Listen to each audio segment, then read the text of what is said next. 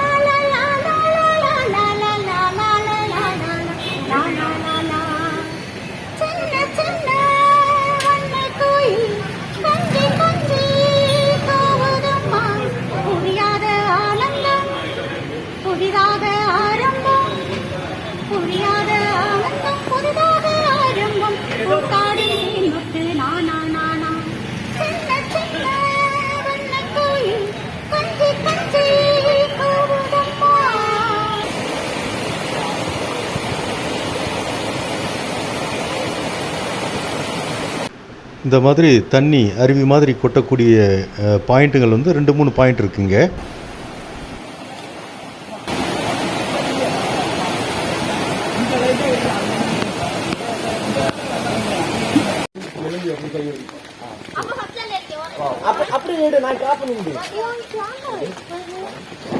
ஒன்றும் பிரச்சனை இல்லையே.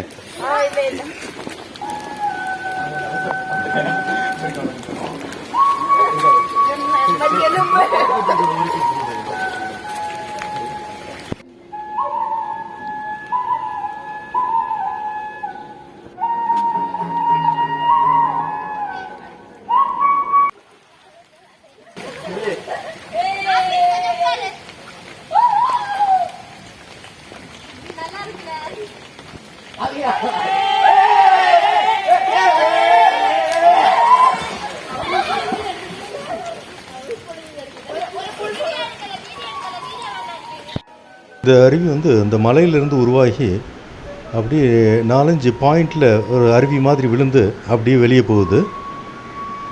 இந்த பகுதிக்கு குளிக்கிறதுக்கு சுற்று வட்டார பகுதி மற்றும் கேரளாவிலேருந்து நிறைய சுற்றுலா பயணிகள் வந்து குளிக்கிறாங்க.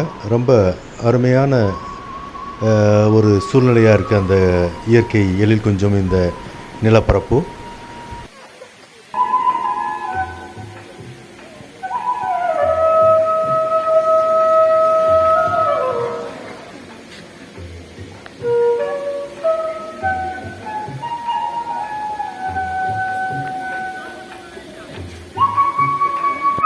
இது பார்த்தீங்கன்னா எனக்கு பின்னால் இருக்கிறது வந்து ஃபுல்லாக ரப்பர் தோட்டம் தான். இது இந்த மரங்கள்லாம் ரப்பர் பாலாக எடுத்து ப்ராசஸ் பண்ணப்படுது. இந்த ஏரியாவில் ஃபுல்லாக முழுக்க எல்லாமே ரப்பர் தோட்டம் தான், ரப்பர் எஸ்டேட் தான். இந்த எஸ்டேட்டில் வளரக்கூடிய அந்த ரப்பர் மரங்களில் ஒரு பெரிய கீறல் போட்டு வைக்கிறாங்க.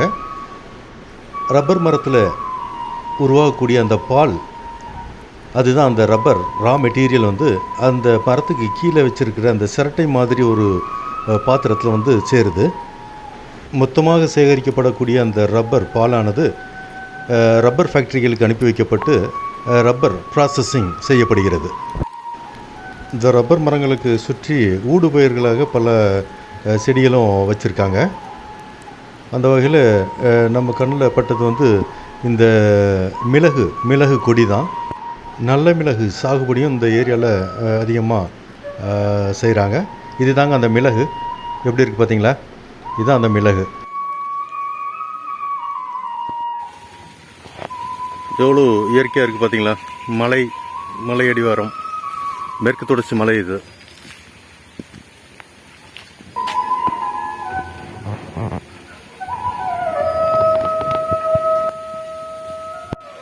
கன்னியாகுமரி மாவட்டத்துக்கு நீங்கள் வந்தீங்கன்னா அழகிய மண்டபத்திலேருந்து ஒரு கிட்டத்தட்ட ஒரு 10 கிலோமீட்டருக்குள்ளே இருக்குது இந்த பெருஞ்சிலம்புன்ற கிராமம். கண்டிப்பாக ஒரு தடவை நீங்கள் வந்து இந்த இயற்கை எழில் கொஞ்சம் பெருஞ்சிலம்பை வந்து ரசிக்கணும்.